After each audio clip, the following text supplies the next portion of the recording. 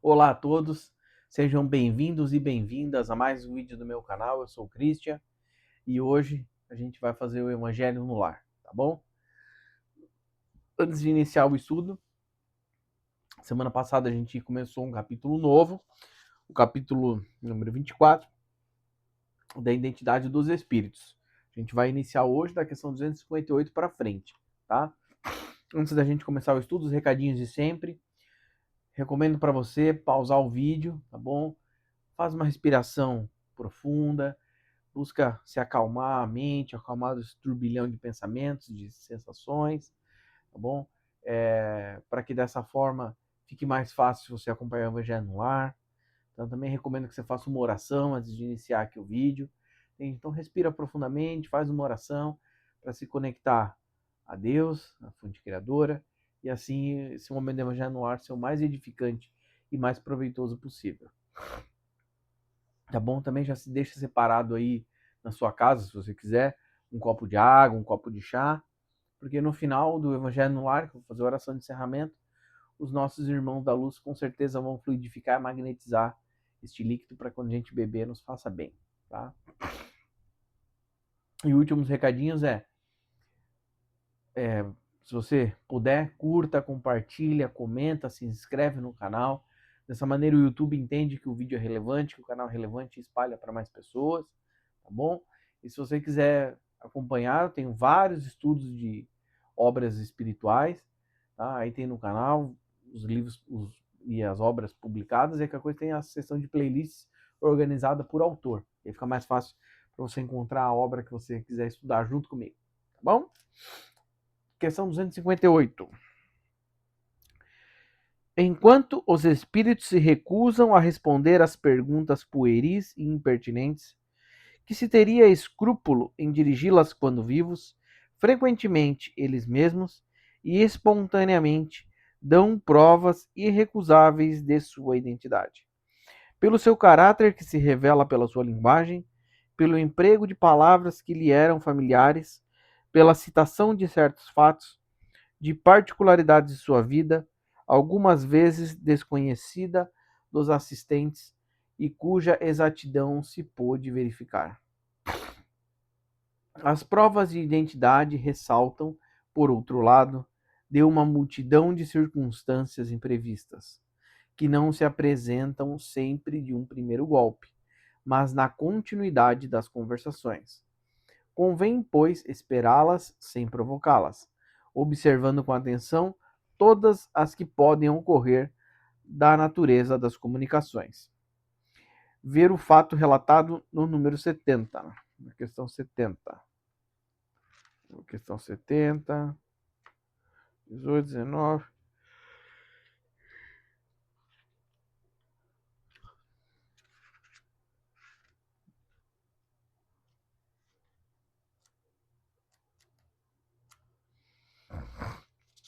A questão 70 está aqui no capítulo. Ah, tá. Das manifestações inteligentes, vai contar a história do espírito que, que teve uma manifestação, e aí ele falou pro capitão tanto dinheiro que ele tinha no bolso, como usar esse dinheiro para pagar uma dívida que ele tinha, porque entende, aí virou uma questão de testificação, né? Tanto pela mensagem ser real, como de uma dívida que o espírito tinha quando estava encarnado com outro rapaz lá. Então, ó, você tem no teu bolso 20 euros, e pega esses 20 euros que é meu, que na verdade tá contigo, para pagar que eu fiquei devendo tal pessoa lá. É. Mas assim, é que é uma questão bem tranquila, né? Acho que não tem muito que a gente refletir sobre aqui, né? Faz todo sentido. Conforme você vai se aproximando do espírito, você vai vendo a questão da identidade pelo que ele vai falar, pela maneira que ele se comporta, e aí vai tendo essas testificações aí, né? Entende? Então vamos para a questão 259. Um meio que se emprega algumas vezes com sucesso para se assegurar da identidade quando o espírito que se comunica é suspeito, consiste em fazê-lo afirmar em nome de Deus Todo-Poderoso, que é aquele que diz ser. Ocorre frequentemente que aquele que toma um nome usurpado recua de um sacrilégio e que, depois de ter começado a escrever, Afirma em nome de. Detém-se e traça com cólera riscos insignificantes ou quebra o lápis. Se é mais hipócrita, ilude a pergunta por uma restrição mental, escrevendo, por exemplo, certifico-vos que digo a verdade. Ou ainda, atesto em nome de Deus, que eu sou o mesmo quem vos fala, etc. Mas há os que não são tão escrupulosos e juram tudo o que se queria.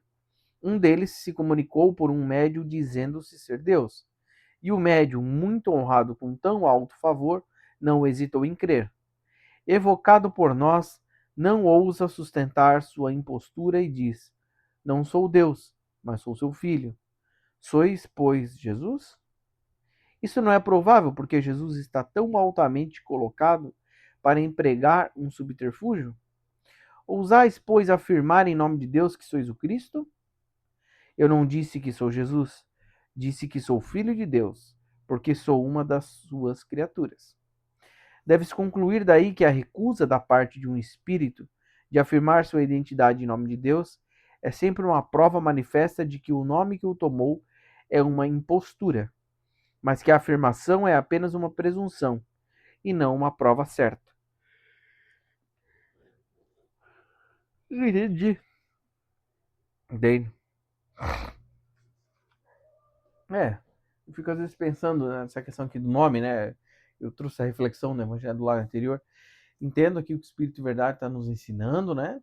Então, você vê se ele vai ficar meio reticente, é uma questão de enxergar e tal. Mas, como eu comentei no Evangelho do Lar semana passada, né? Eu acho que essa questão de identidade, para mim, eu acho meio. Eu entendo a importância, eu entendo que às vezes saber que aquela mensagem é de alguém conhecido, às vezes de um familiar, isso traz para nós um peso diferente, né? Mas eu às vezes fico muito pensando que, assim, se tu vai conversar com um médium, por exemplo, vamos dizer que tem uma canalização de um espírito que se diz ser a sua mãe, seu pai, que já desencarnaram, por exemplo. E aí vai trazer uma mensagem edificante, talvez tenha um peso maior, fala, pô, mensagem da minha mãe, mensagem do meu pai. Agora, se vem aquela mesma mensagem para outro espírito, o importante é que a gente prestar atenção nessa mensagem, buscar reter essa mensagem, o que é bom, o que é útil.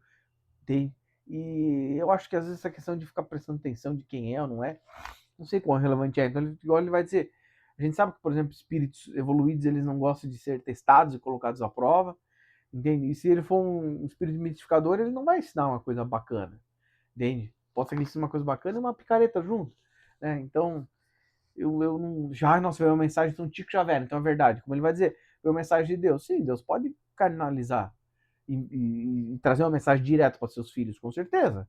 Né? Até uma palestra que o Pedro, no excelente canal Espiritualidade do Pedro Augusto, que ele postou lá uma palestra em Curitiba. Eu vi ontem um vídeo, e no determinado momento da palestra ele vai falar: o mais fácil de se comunicar é Deus, porque Deus está em todos nós, está em tudo, absolutamente em tudo, né? Só que a gente não consegue escutar porque a gente está tão afastado. Mas o mais fácil de comunicar é justamente Deus, justamente a fonte criadora, né? Mas aí, obviamente, sempre tem que tomar essa coisa. Ah, mas Deus falou.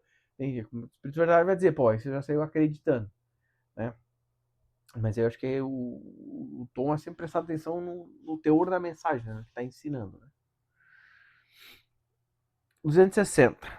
Pode-se também colocar entre as provas de identidade a semelhança da escrita e da assinatura. Mas além de que não é dado a todos os médiums obterem este resultado, ele não é sempre uma garantia suficiente. Há falsários no mundo dos espíritos como este. Isto é, pois apenas uma presunção de identidade que não adquire valor senão pelas circunstâncias que a acompanham. Ocorre o mesmo com todos os sinais materiais que alguns dão como talismãs inimitáveis para os espíritos mentirosos, para aqueles que ousam perjurar em nome de Deus ou falsificar uma assinatura. Um sinal material qualquer não pode lhes oferecer um obstáculo maior. A melhor de todas as provas de identidade está na linguagem e nas circunstâncias fortuitas. Aí, fazendo essa leitura aqui, o que me chama a atenção primeiro é isso. A questão da cópia da assinatura, né? É inacreditável. gente vê isso daqui, né? E aí a gente vai linkando os pontos, né? Como a gente sabe que tudo que nós temos aqui no plano físico é uma cópia primitiva e precária do mundo real, né? Que é o mundo espiritual. Então você vê se aqui a gente tem falsificadores de identidade, né? De assinaturas, de maneira de escrever e tal. Mas no plano espiritual é a mesma coisa, né? Mas aí, assim, é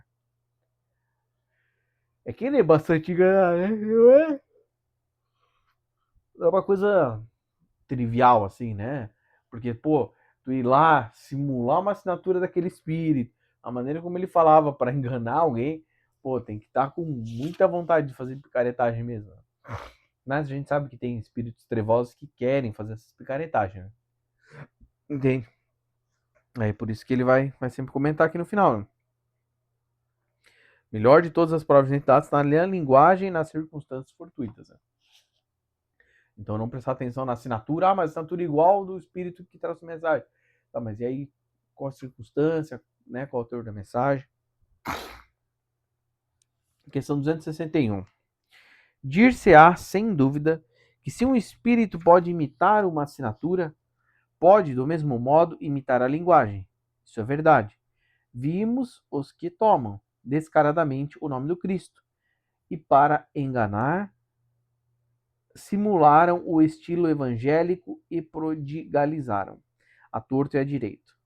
Esses nomes bem conhecidos, em verdade eu vos digo, mas quando se estudou o conjunto sem prevenção, quando se esquadrinhou o fundo do pensamento, a importância das expressões, quando, ao lado de belas máximas de caridade, se viram recomendações pueris e ridículas. Fora preciso estar fascinado para iludir-se. Sim, certas partes da forma material da linguagem podem ser imitadas, mas não o pensamento. Jamais a ignorância imitará o verdadeiro saber, e jamais o vício imitará a verdadeira virtude. Sempre em alguma parte aparecerá o seu verdadeiro caráter. É então que o médium, assim como o evocador, tem necessidade de toda a sua perspicácia e de toda a sua apreciação para distinguir a verdade da mentira. Devem se persuadir de que os espíritos perversos são capazes de todas as astúcias, e que quanto mais seja elevado o nome sobre o qual o espírito se anuncia, tanto mais deve inspirar desconfiança, quanto os médiuns tiveram comunicações apócrifas assinadas de Jesus, Maria ou um santo venerado. E a gente finaliza aquela parte, né? Então você vê, ele vai comentar, né? Tem espíritos mistificadores, espíritos trevosos, que vão buscar enganar e tudo mais, né? A importância de fazer o filtro, né? E até aí, pegando o link do finalzinho da questão, né? Onde ele vai falar que tem muitos mistificadores que vão botar grandes nomes de grandes personalidades, né? É até uma questão de pensar, né? Ué, desculpa, se o espírito mistificador está querendo realmente trazer uma mensagem para bagunçar, para trazer desconforto, né? E aí ele sabe que às vezes as pessoas têm essa tendência, né? A acreditar mais em mensagens de grandes espíritos. Nossa, veio essa mensagem de Chico Xavier para mim. Nossa, então, uau, você vai sair acreditando. Igual de me na questão anterior, né? Ah, não, é porque Deus que mandou essa mensagem. Então já vou acreditar, não vou nem questionar, porque é Deus. Se é Deus, é Deus. Não, peraí, mas pô, vamos prestar atenção na mensagem. Pô, qual é o teor da mensagem? Qual é o intuito dessa mensagem? Se essa mensagem tem um conselho, se eu fizesse conselho, vai gerar bons frutos, vai ser um conselho alinhado com o que Deus realmente quer, de construir um mundo de paz, de amor, de união, de fraternidade, ou é outra coisa, né? Então, talvez os trevosos entendendo esse mecanismo de funcionamento do cérebro dessa humanidade aqui física, fazem isso. Ah, então vou trazer uma mensagem. Ah, não, então vou botar um grande espírito, porque aí as pessoas acreditam, né?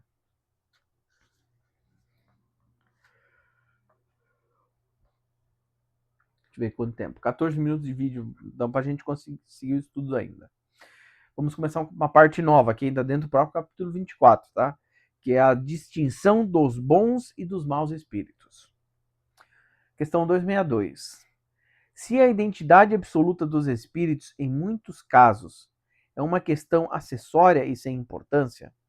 Não ocorre o mesmo com a distinção dos bons e dos maus espíritos? Sua individualidade pode não ser indiferente? Sua qualidade não o será jamais? Em todas as comunicações instrutivas, será, pois, sobre este ponto que se deverá concentrar toda a atenção, porque só ele poderá nos dar a medida da confiança que poderemos conceder ao Espírito que se manifesta. Qualquer que seja o nome sob o qual o faça. O Espírito que se manifesta é bom ou mau? A que grau da escala espírita pertence? Aí está a questão principal. E aí ele vai dizer para ver a escala espírita do Livro dos Espíritos, questão número 100, né? Entende?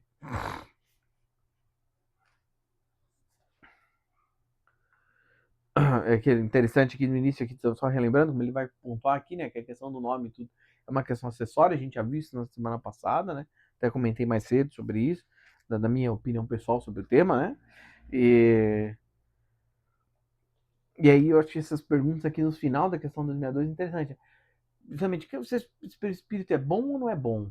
Né? E a questão da escala espírita aqui é bem interessante, porque lá no livro dos espíritos, que ele vai referenciar aqui, a gente tem essa gradação espírita, né? Os espíritos imperfeitos, os espíritos que estão buscando melhorar, os espíritos regenerados, né? Então a gente vai ter lá espíritos imperfeitos, espíritos puros e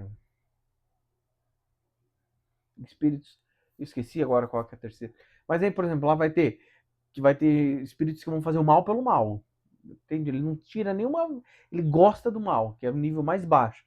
E aí, ele, conforme ele está evoluindo, está despertando um pouco mais, aí talvez ele comece, por exemplo, a estar ligado a matar pessoas. Mas ele já não mata mais por prazer de matar, mas é por ter um objetivo. Se ele é um assassino de aluguel, por exemplo. Aí ele vai melhorando, ele fala assim: não, daqui a pouco eu não quero mais matar ninguém. Mas ele vai ter o problema do vício da intelectual. Então ele vai querer usar da sua inteligência para passar a perna nas pessoas. Aí vai evoluindo, evoluindo, chega um ponto que ele fala: pô, cara, não vou usar minha inteligência pro mal, vou usar pro bem. E assim vai indo, vai ter, se eu não me engano, acho que são questão de 8, 10 gradações, né? Toda essa escala, se não me engano, são os impuros, imperfeitos e espírito perfeito, se não me engano. Entende? E aí, é bem interessante. Né? É um reflexo do que a gente tem aqui no plano físico também, né? Tem pessoas que fazem o mal pelo mal, tem pessoas que gostam do mal, tem pessoas que gostam de prejudicar os outros, tem pessoas que gostam de prejudicar o outro só pelo prazer de prejudicar, mesmo que ele não ganhe nada com aquilo, né? E tem pessoas que querem trabalhar para o bem, querem trabalhar para ajudar, né? Questão 263. Julgam-se os espíritos, nós o dissemos, como se julgam os homens, pela sua linguagem. Suponhamos que um homem receba 20 cartas de pessoas que lhe são desconhecidas, pelo estilo, pelos pensamentos, enfim, por uma porção de sinais, julgarás que são instruídas ou ignorantes, polidas ou mal educadas, superficiais, profundas, frívolas, orgulhosas, sérias, levianas, sentimentais, etc. Ocorre o mesmo com os espíritos. Deve-se considerá-los como correspondentes que jamais foram vistos e se perguntar o que pensaria do saber, do caráter de um homem que dissesse ou escrevesse semelhantes coisas. Pode-se colocar como regra invariável e sem exceção que a linguagem dos espíritos está sempre em razão do seu grau de elevação. Os espíritos realmente superiores não apenas dizem boas coisas, mas o dizem em termos que excluem, de maneira mais absoluta, toda trivialidade, por boas que sejam essas coisas, se estão manchadas por uma só expressão que cheire a baixeza, é um sinal indubitável de inferioridade. Com mais forte razão, se o conjunto da comunicação fere as conveniências pela sua grosseria.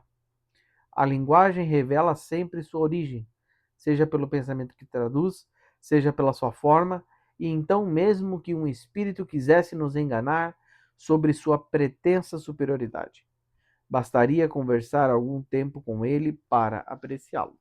Né?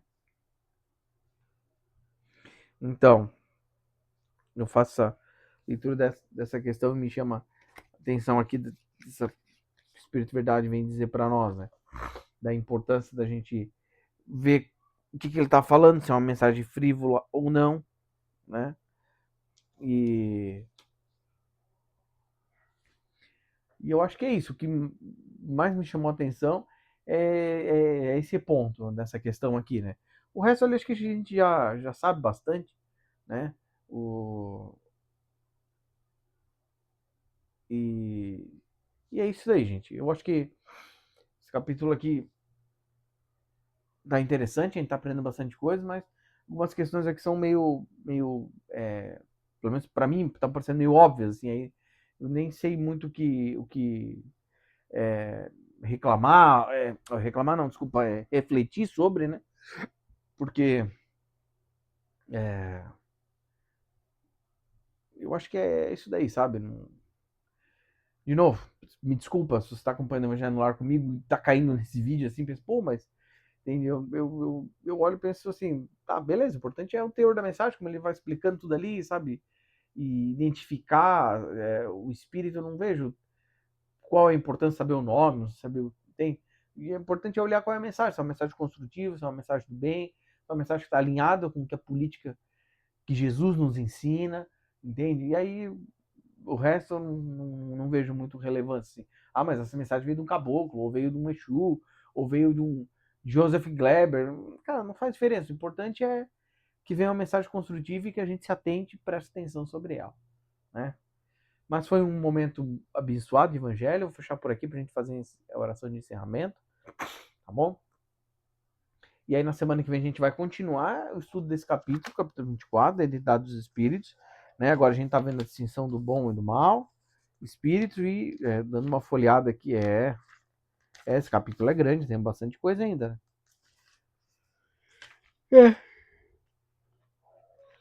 Tem mais umas 6 páginas desse capítulo ainda. Bastante coisa ainda. Talvez vai uns 2 evangelhos do lar ainda. Mas é isso aí, né, gente? O resumo é isso.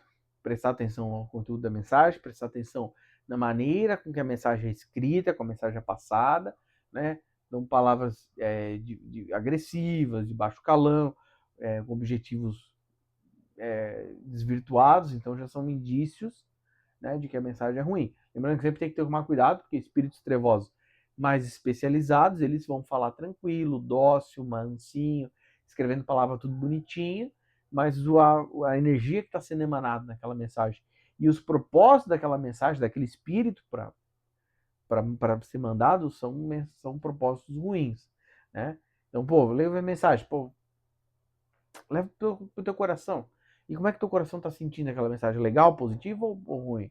Tá sentindo, sabe, pô, não tá legal. Então já é para ligar o alerta. Depois, prestar atenção no conteúdo da mensagem, né? Ah, não, o conteúdo tá bonito, pô, só coisa legal, bacana, edificante. Opa, então show de bola. Ah, não, tem umas coisas aqui meio erradas. Então, já afasta, né? E, obviamente, tomar cuidado com as mensagens, né? Grandes espíritos se comunicam? Sim, se comunicam. Jesus pode se comunicar com tranquilidade, Maria, Chico Xavier, própria fonte, próprio Deus pode se comunicar. Mas sempre tendo aquele filtro de sentir como é que teu coração está apontando aquela energia. Pô, essa mensagem veio de Deus, tá? Mas tá sentindo o quê? Pô, tô sentindo que não tá legal. Opa, então talvez não é de Deus, daqui é algum espírito que tá querendo enganar. Ah, não, pô, tô sentindo paz, tudo tranquilidade, senti uma boa energia.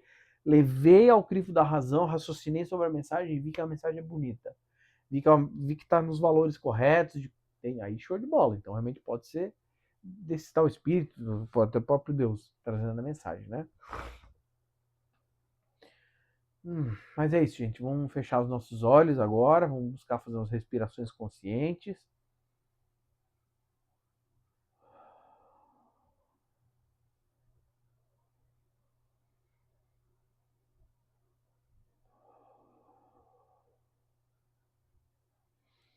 Dessa forma a gente volta a acalmar nossa mente.